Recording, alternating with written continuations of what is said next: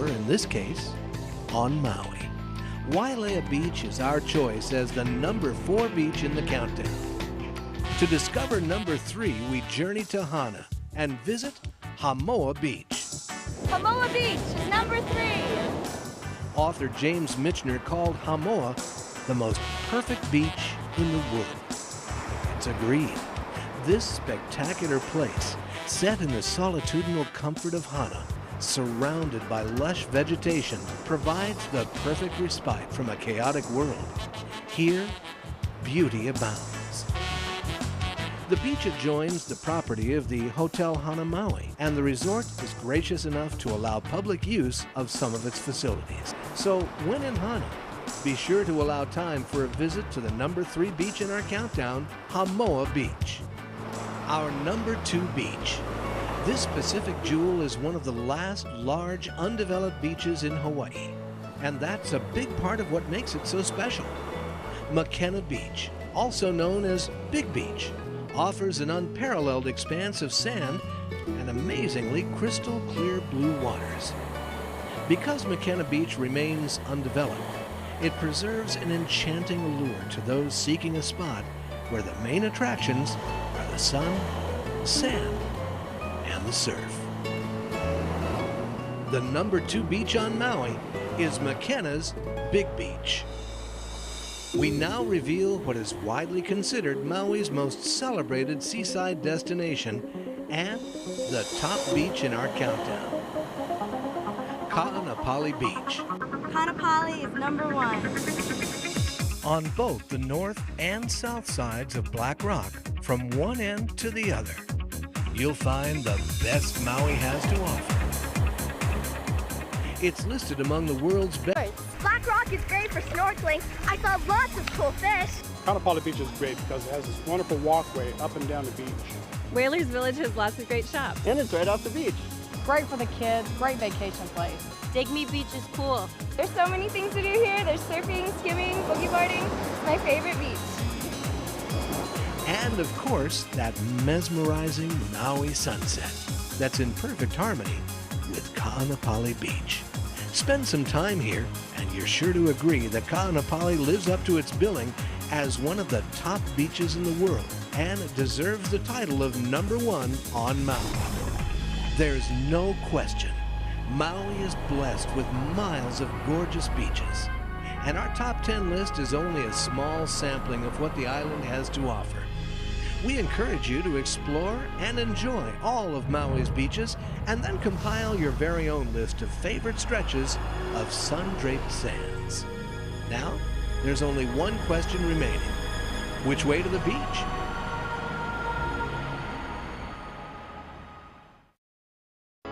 You're watching the Maui Visitor Channel, MVC, your complete source for all things Maui.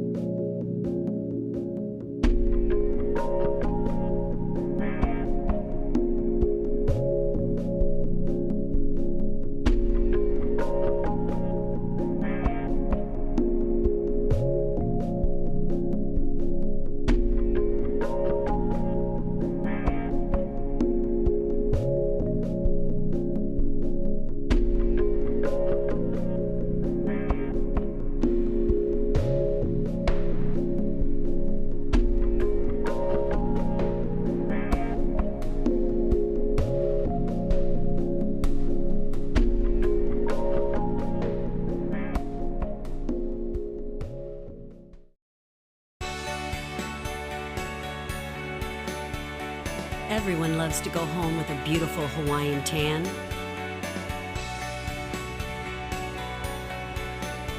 Amazing Maui Bay Browning Lotion will give you the gorgeous, dark, long-lasting tan in just a short time in the sun. You'll truly be amazed by this natural local tanning secret. You'll find it in stores island-wide. Pacific Media Group and the Hawaii Visitors and Convention Bureau are proud to announce the official visitor guidebooks for the Hawaiian Islands. This suite of island-specific visitor guidebooks feature informative editorial content and offer helpful visitor resources such as island maps and stunning photography, highlighting the best that each island has to offer, as well as recommendations for popular attractions, dining options, shopping and cultural experiences, and island adventures and activities. Look for the official Visitor's Guide to Maui in airports, magazine racks, and select hotels and resorts. The official visitor guidebooks to the Hawaiian Islands, available now.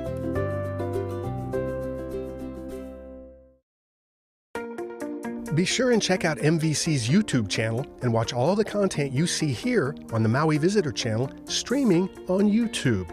Or view any of our content there as well, on demand, anytime, anywhere. Look for the red live frame and check out all things Maui at your leisure, streaming to your phone, tablet, computer, or smart TV, in the comfort of your car, home, or office, anywhere in the world, anytime, with MVC's YouTube channel. Or share all of MVC's informative, engaging programming with friends and family before they come to Maui, so they can get the lowdown on what's up on Maui. YouTube and the Maui Visitor Channel, a match made in paradise. Search for Maui Visitor Channel online and look for the YouTube channel. Or go to youtube.com and search for Maui Visitor Channel there, and let the viewing begin.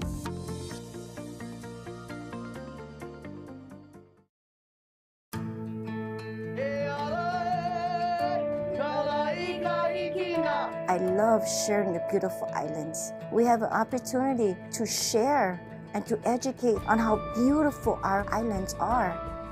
We are handling dreams, that experience of a lifetime. To take our visitors to a deeper part of Hawaii and keeping that flame alive.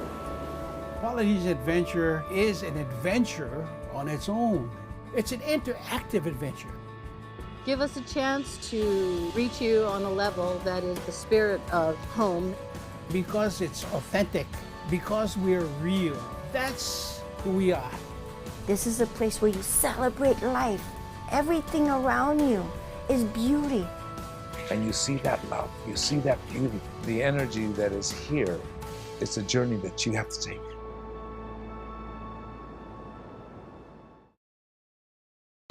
While here on Maui or any of the other Hawaiian Islands, be sure to check out our sister station, Experience Hawaii, in high definition, where you can experience the best Hawaii has to offer. Broadcast statewide, Experience Hawaii takes you to places you've never been before or even seen before, and you'll meet a few interesting individuals along the way. And it's all in amazing high definition right in your home. This is Eye Candy Island Style. Join us at Experience Hawaii for a visual journey around these magnificent islands we call home. From stunning landscapes, seascapes, and sunsets to special features exploring the beauty and individuality of our islands. Experience the very best Hawaii has to offer. Experience Hawaii in high definition, available throughout the Hawaiian Islands.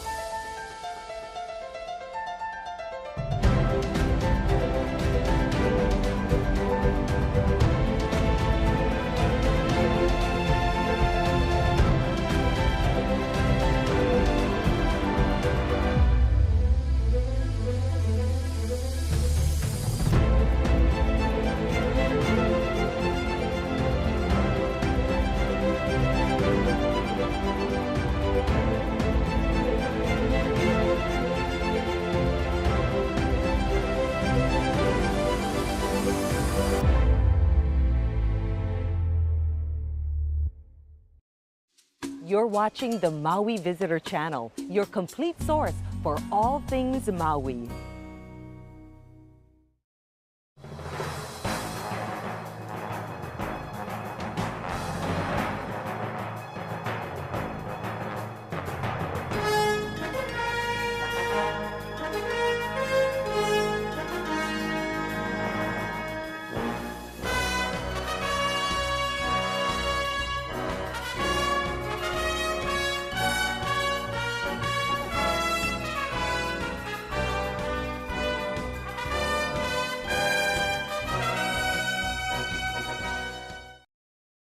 You're watching the Maui Visitor Channel, your complete source for all things Maui.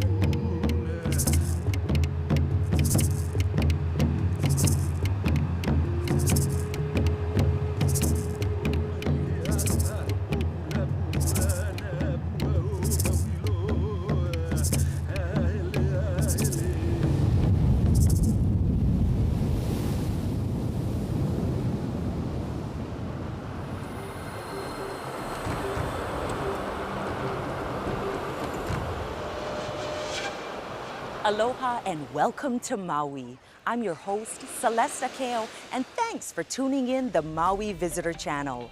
For over 20 years, we've been providing visitors comprehensive information designed to help you plan your island trip without all the guesswork, so you can enjoy all that Maui has to offer.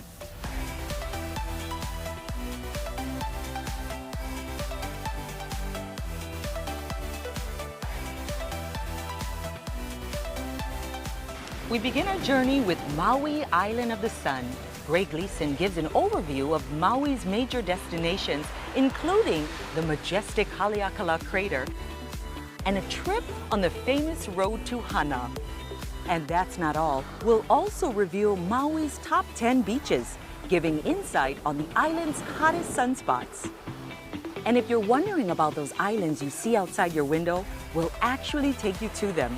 We'll explore what makes the island of Lanai a true paradise retreat and discover Moloka'i's magical charm. And since Maui's known for its great dining, I go inside the island's finest restaurants to meet the chefs and review their delicious menus. We'll then experience Maui's unforgettable activities from high up in the air to adventures on land, plus a review of nighttime entertainment venues. Have a pen and paper handy because we'll provide you with phone numbers, web addresses, and directions throughout the programming.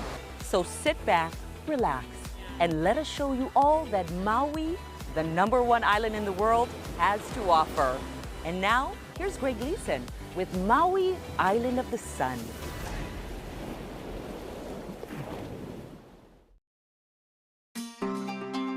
Maui's art scene is alive. The wonderful magic of Hawaii's natural beauty has long been a muse for artists, spurring an outpouring of creation spanning all mediums and genres. Painters, sculptors, carvers, photographers, and more have put paint to canvas and chisel to stone to try to convey the timeless allure of Hawaii. So sit back, relax, and come along with us on a tour of Maui's thriving art scene as we explore Maui in canvas and clay. With a bounteous palette of greens, yellows, and blues, and clay of red and brown, Mother Nature has painted, carved, and sculpted a magical paradise. A paradise that has inspired one of the most prolific outpourings of artistic expression the world has ever seen. The magic of Maui draws artists to her shores like a magnet, nurturing them as a mother nurtures her young. Almost everywhere you go on Maui, you'll see some artistic take on the ever-present beauty that is Maui.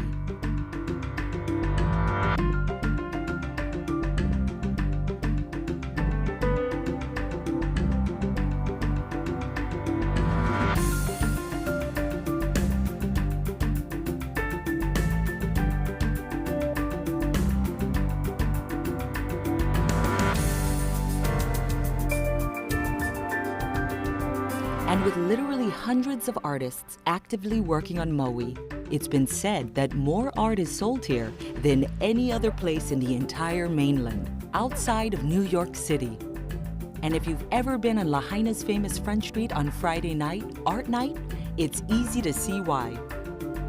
Nearly everywhere you look, the artistic uniqueness of Maui beckons both novice and expert alike. We hope we've provided you with a glimpse into the vibrant art scene here on Maui and perhaps whet your appetite for more. So as you're out and about on this beautiful island of Maui, take the time to take it all in and make the time to take in some of the most gorgeous art you'll ever enjoy.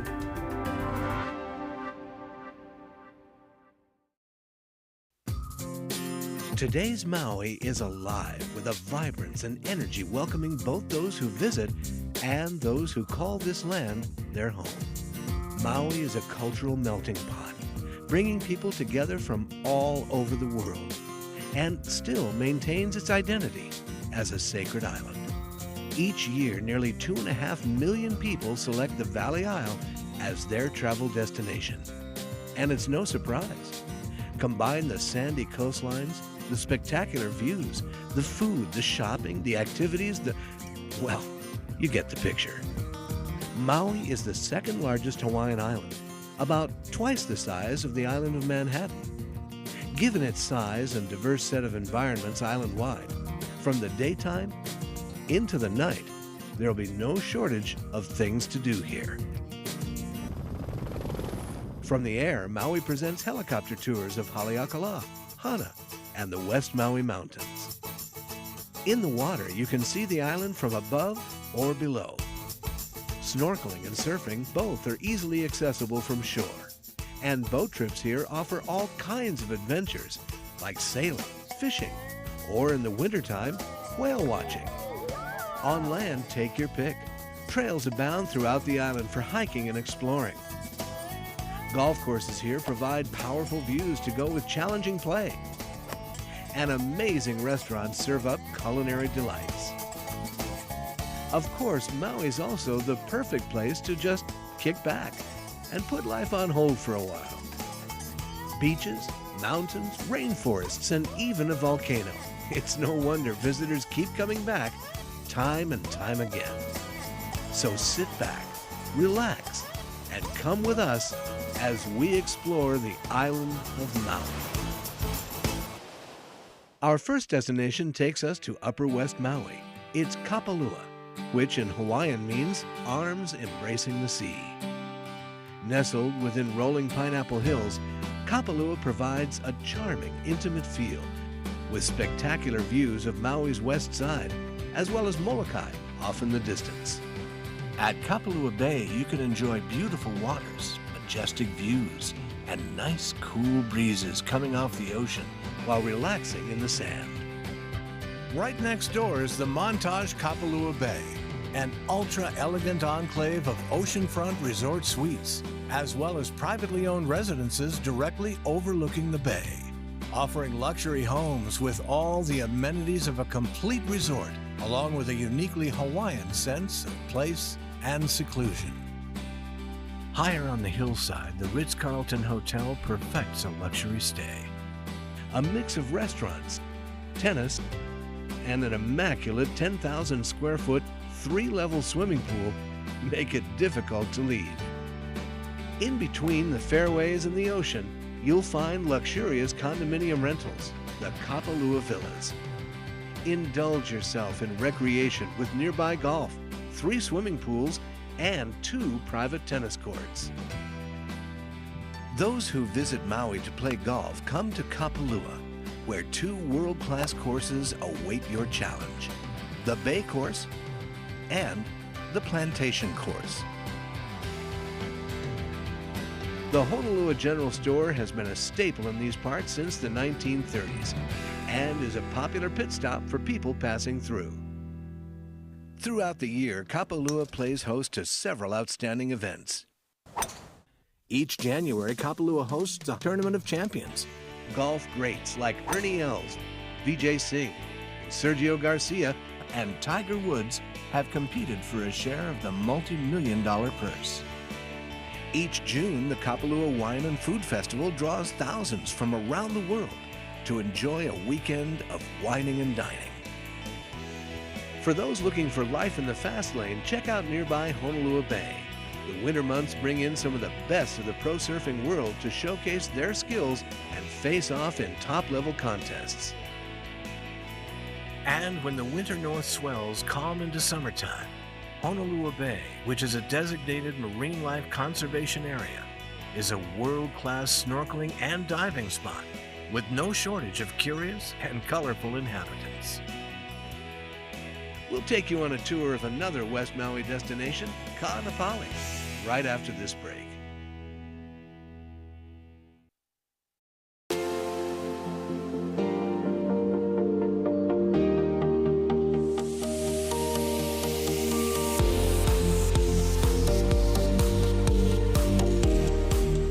Aloha, my name is Marianne Fitch. Hi, I am Nam Leviet and I am Marianne's husband and business partner. Welcome to Kapalua Resort. We have an absolutely perfect day today. I arrived on the island in 1988. After traveling to Hawaii on a number of occasions, I found myself dreading going home. I met a couple living in Kapalua who encouraged me to consider staying on the island and joining them in their real estate business. Fortunately, 33 years later, I am proud to be one of Maui's top producing real estate brokers. I have closed over $1 billion in sales and more than 650 transactions. I specialize in selling oceanfront, ocean view, and golf course properties. Marianne and I met in 2000 when I was vacationing on Maui from Switzerland. Somehow we managed to make that long-distance relationship work. We bring our experience in relocating to Maui to our clients. We offer an unsurpassed knowledge of the West Maui real estate market, strong negotiating skills, integrity, and a passion for creating lifelong client relationships. We are dedicated to helping others who, like ourselves, would like to make Maui a part of their lives. We look forward to the opportunity to assist you in making yourself at home on Maui.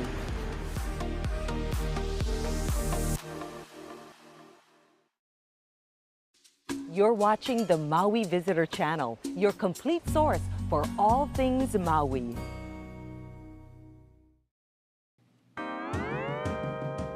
The roughly 3-mile stretch of pristine, sandy paradise at Ka'anapali Beach is what visitors come to experience and expect on Maui.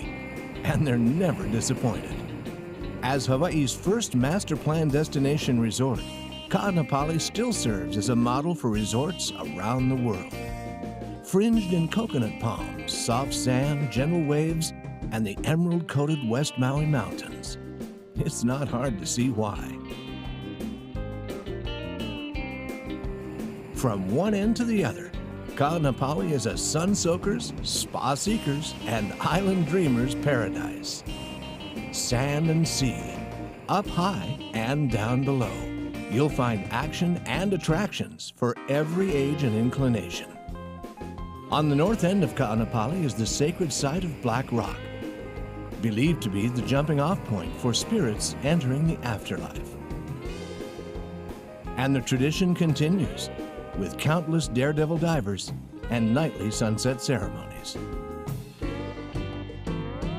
Just steps from the beach, you can enjoy a world-class shopping village with over 60 retailers and restaurants, an historical whaling museum, 2 championship golf courses, tennis courts for day and night play, free live entertainment, and an oceanfront beach walk that connects them all. And overlooking this west side wonder is an astounding selection of award-winning resorts and luxury resort condominiums. Starting from the south end of Ka'anapali is the Hyatt Regency Maui Resort and Spa.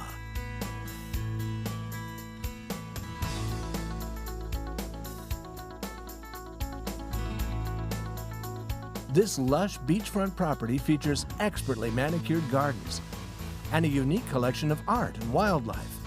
But perhaps its most refreshing feature is the half-acre swimming pool divided by a set of waterfalls and a grotto cave.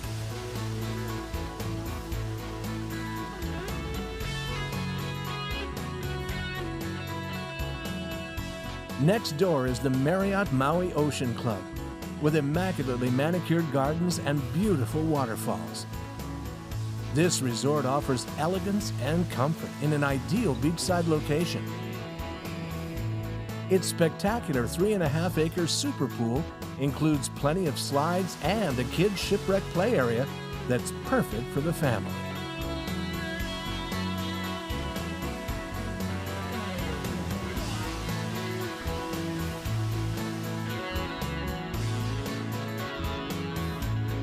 Continue down the path and you'll pass by one of the finest, most luxurious resort condos on Maui, the Ka'anapali Ali'i. Ali'i in Hawaiian means royalty, and the 4 oceanfront towers of this resort certainly live up to the name, with spacious suites, private lanais, and fabulous amenities.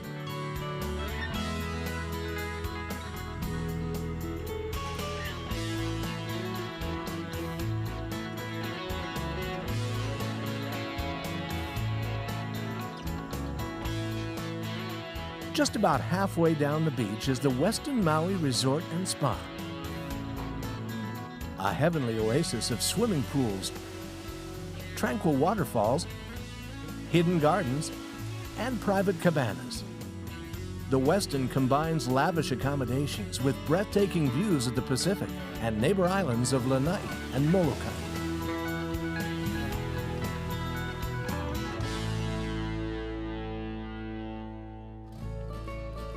Next, you'll come to the beautifully restored Whaler on Ka'anapali Beach, where guests enjoy spacious condominiums with stunning views.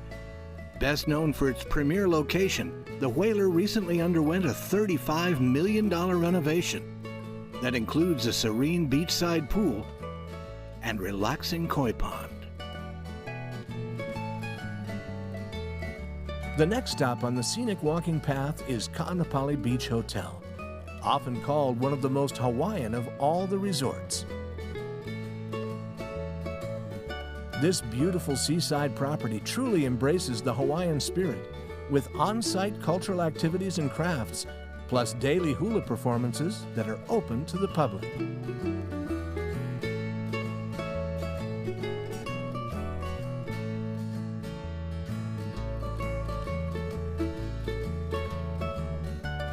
And on the very north end of Ka'anapali, perched right on top of Black Rock, is the Sheraton Maui Resort and Spa, the first luxury hotel built on Maui, boasting lush tropical gardens and an immense oceanfront swimming lagoon that meanders throughout the grounds.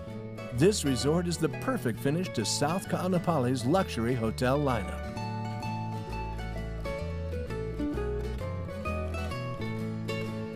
Ka'anapali.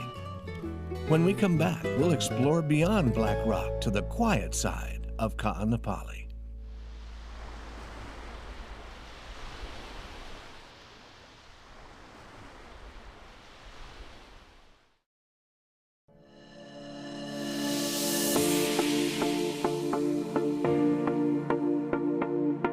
Here to show you the art of Peter Max. You become part of his artwork, makes it so much more interesting when you realize the play of color in this man's genius. I'm Davo. I'm a pop artist. I learned from Andy Warhol when I was in New York. So I'm using pure phosphorus. And when you turn off the lights, the light will glow out of the painting. This is Sam Park. This is one of the top impressionistic artists that we have here in the gallery. He uses a palette knife to get more of a texture onto the pieces. This is Cab's artwork. He's the #1 sports artist on Maui. Very photorealistic. Some iconic images. Visit Gallery Bell at 505 Front Street for the best gallery experience in Lahaina.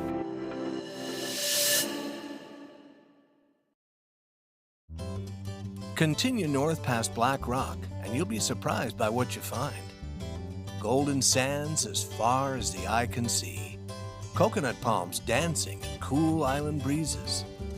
Crystal clear waters surrounding distant island landscapes. And about half the people. This is North Ka'anapali.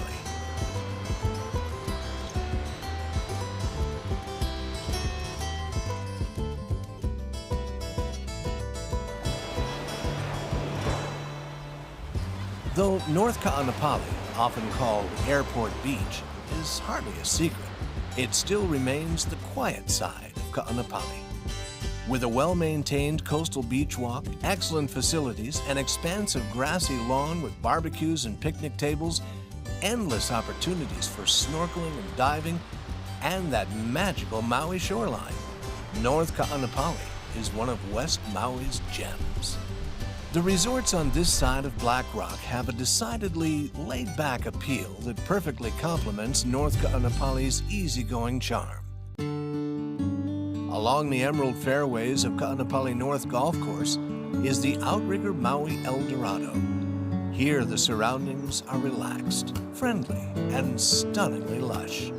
With verdant gardens and 3 mosaic tile pools, this hillside sanctuary comes complete with flowering plumeria trees and sweeping ocean vistas.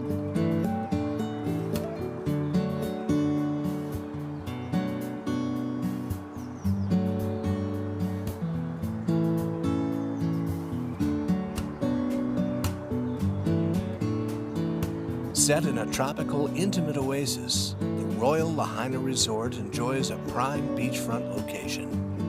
Dotting the resort's immense oceanfront lawns and refreshing pools are private, low-rise garden and beachside cottages, as well as the elegant and island-inspired Lahaina Kai Tower that overlooks the property.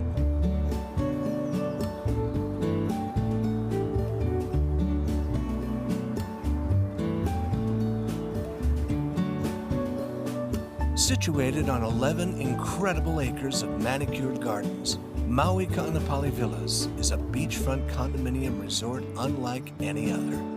Stroll across one of the 2 freshwater pools, or enjoy a private walk through stone-cut paths and fragrant plumeria trees. Or head out to your own secluded strip of Ka'anapali Beach.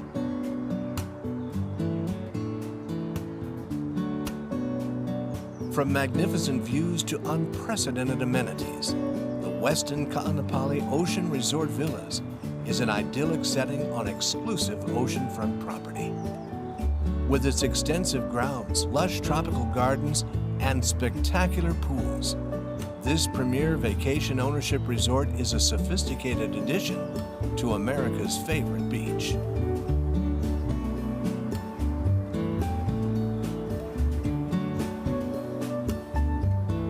Honua Kai Resort and Spa is a one-of-a-kind destination on North Beach. With 3 distinct beachside pools, including its own lazy river, waterfalls, and stunning landscape features, Honua Kai is in a class by itself.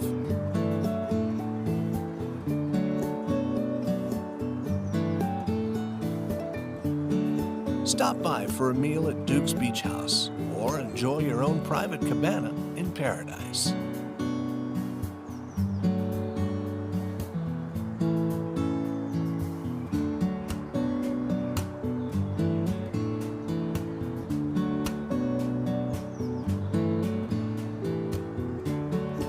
At the far end of North Beach is Ka'anapali Shores. This charming condominium resort boasts immaculate and vibrant courtyard landscaping. Take a stroll through the luxuriant grounds past tumbling waterfalls, serene koi ponds, exotic plant life, and both garden and oceanfront pools.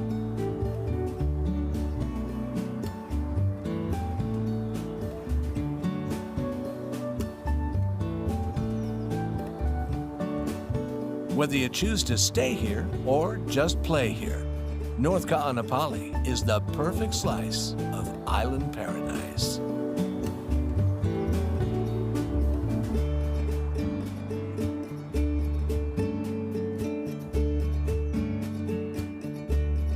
We'll be back with more in just a minute.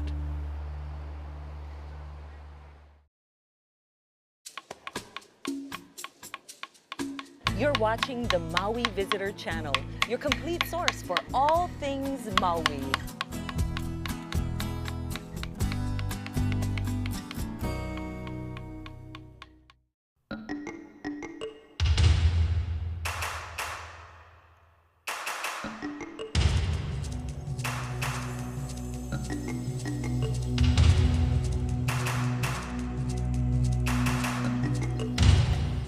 My name is Theo Morrison, and I'm the Executive Director of Lahaina Restoration Foundation.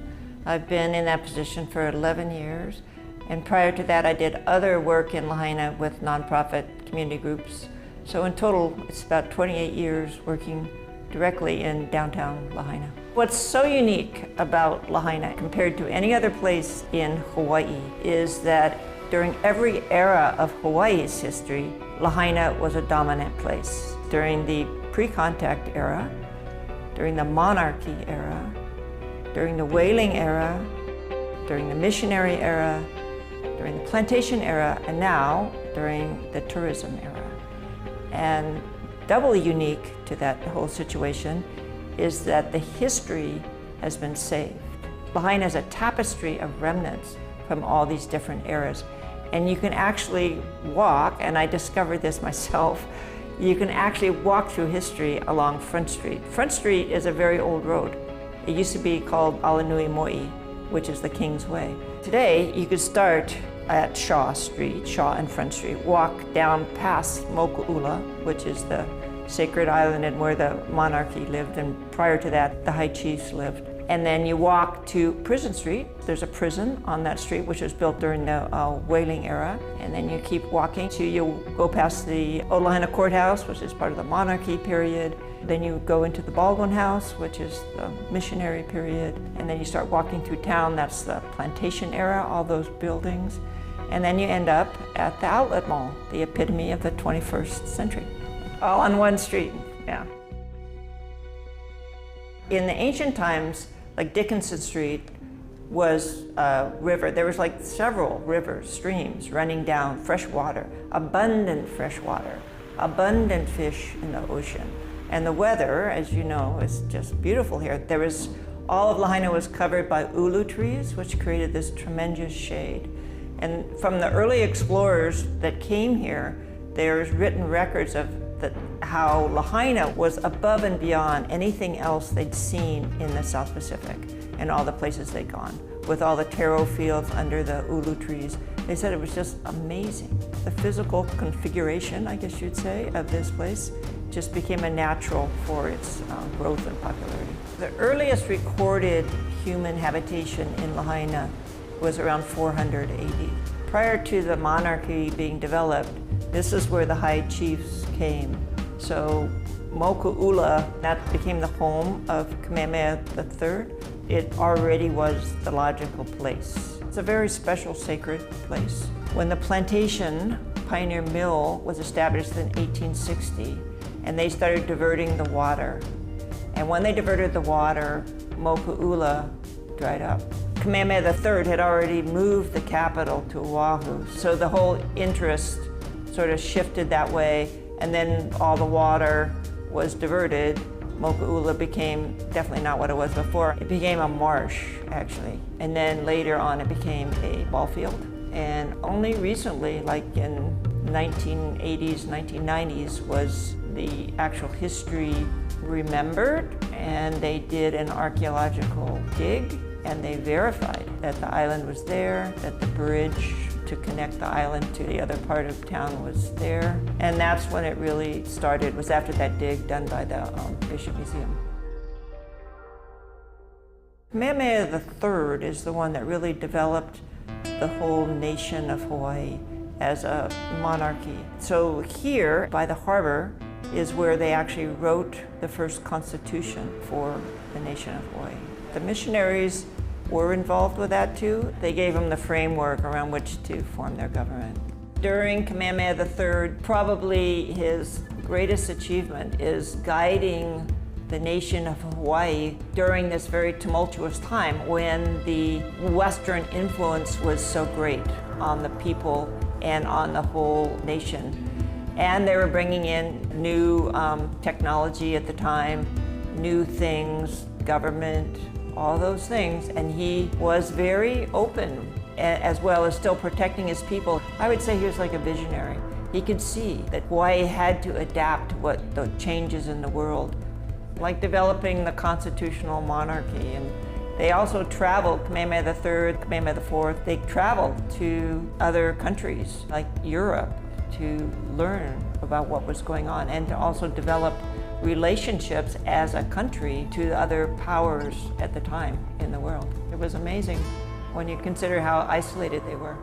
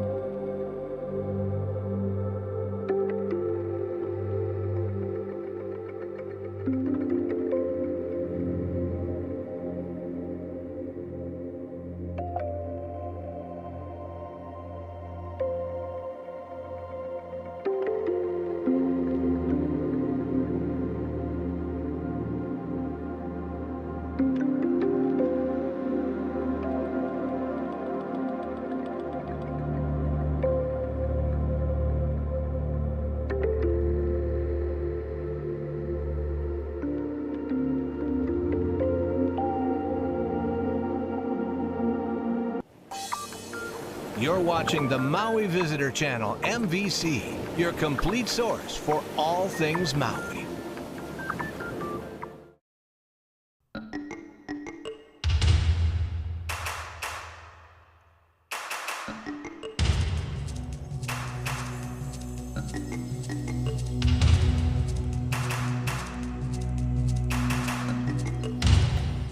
My name is Theo Morrison, and I'm the Executive Director of Lahaina Restoration Foundation. I've been in that position for 11 years, and prior to that I did other work in Lahaina with nonprofit community groups.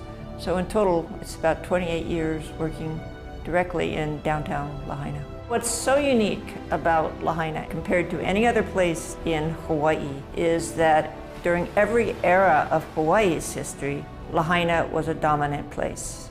And doubly unique to that whole situation is that the history has been saved. Lahaina is a tapestry of remnants from all these different eras. The missionary era started, I think the first ship started coming over like in the 1820s. Dr. Baldwin came here in the 1830s. Prior to the missionaries coming over, the kapu system, the Hawaiian system, the religious system had already been broken. So there was a bit of a void here when the missionaries brought over Christianity. And the original missionaries that came over were instructed by the mission society not to get involved with government, to learn the language, to help the people become prosperous. So the missionaries came and there was like a void. And so they were able to preach the Christian religion and it was accepted by the people. And then they also brought the written word, which was tremendously exciting to the Hawaiian people to understand that words could be written down. And again, it was in the Hawaiian language. So they took the Hawaiian language and made it a written language. The monarchy, the kings, the royalty, the ali'i, they endorsed the education, and education was required. It was required for kids to go to school. Hawaii, at the time, in the 1800s, became one of the most literate nations in the whole world. Before that time, it had been totally an oral language, which worked fine at the time. But I think then the contact with the Western world and the ships coming in and asking the ali'i to sign papers, and the ali'i didn't know what it said, or they were told it was something different than what it was. So they saw this as a source of knowledge, and they realized they needed to know and to preserve their language in a written form.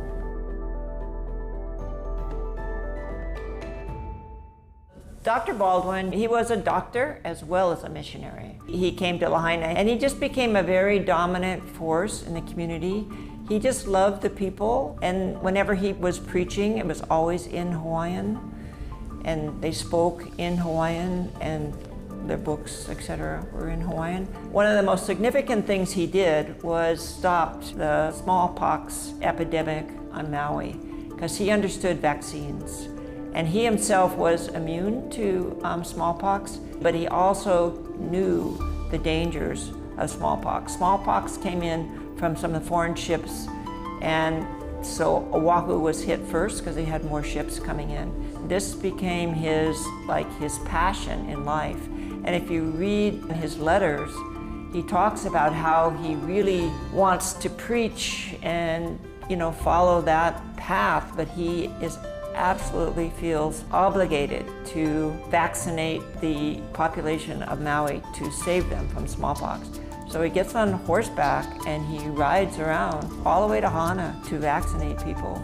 And Oahu had tens of thousands of people died of smallpox, and here there was less than 100. So the people, in appreciation of that, built Aloha, which is the House of Love, to honor Dr. Baldwin's commitment to stopping smallpox.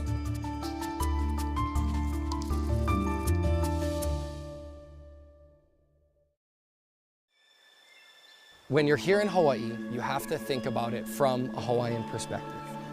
And the Hawaiian perspective is that this is our ohana. We need to interact with it in that way. We need to give the land the same respect we would give somebody we love. Not only are we entering someone else's land, someone else's property, but we're actually stepping on and walking in a living being. I think that concept of asking for permission is probably the most important one that we have. I'd rather ask for permission than beg for forgiveness.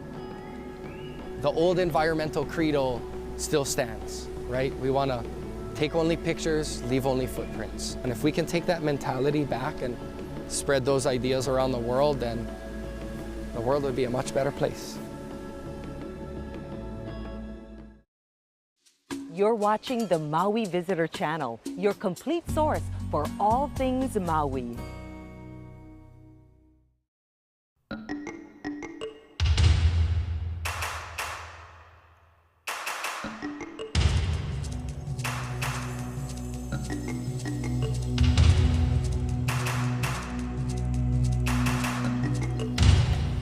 My name is Theo Morrison, and I'm the Executive Director of Lahaina Restoration Foundation.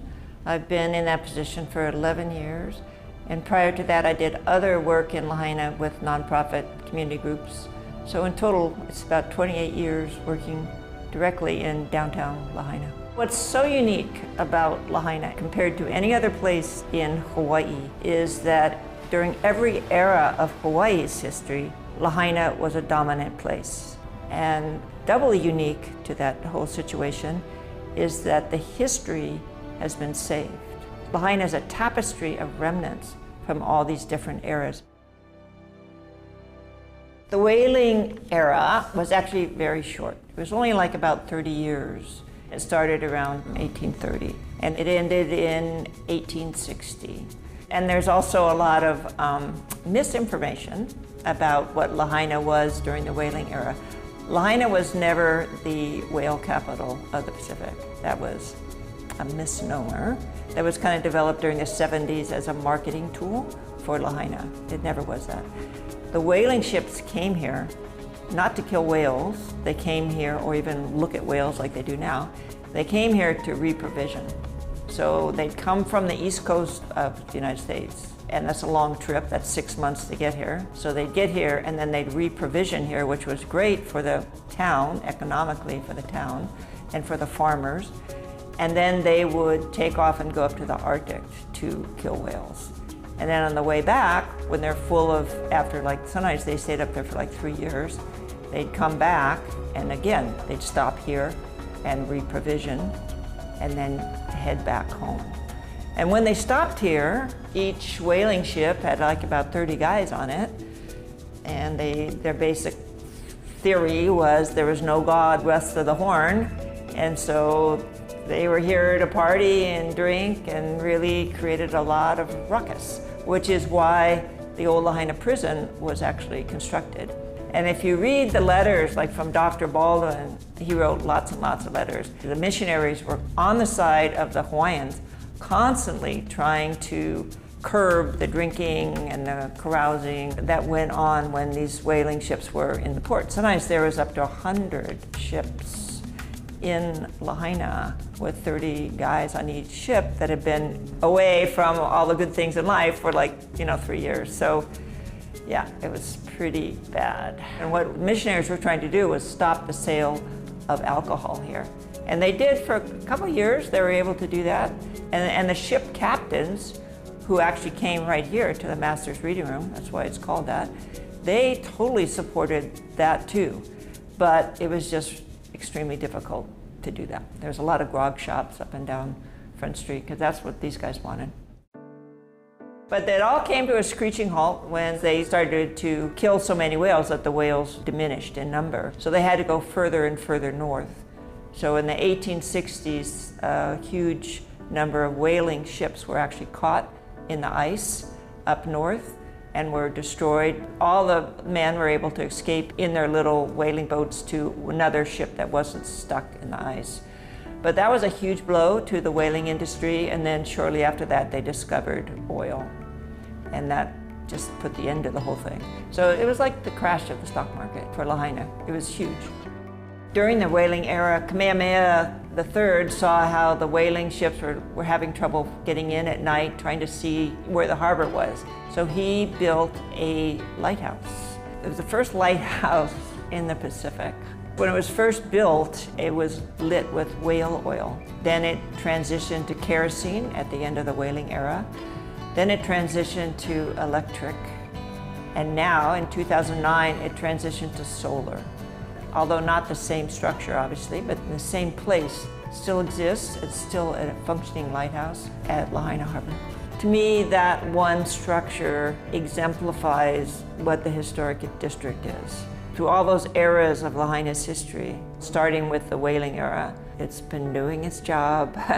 all this turmoil and change took place, and it just continues to do its job till today, guiding ships into the harbor.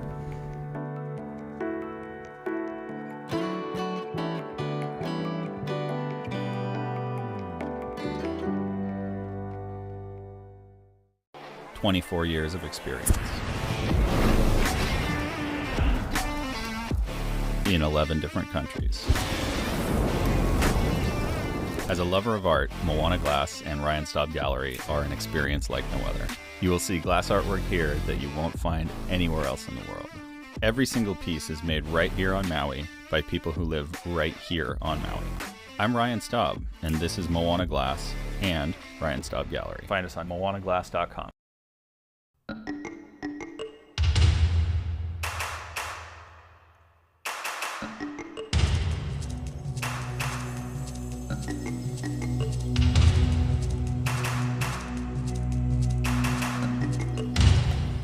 My name is Theo Morrison, and I'm the Executive Director of Lahaina Restoration Foundation.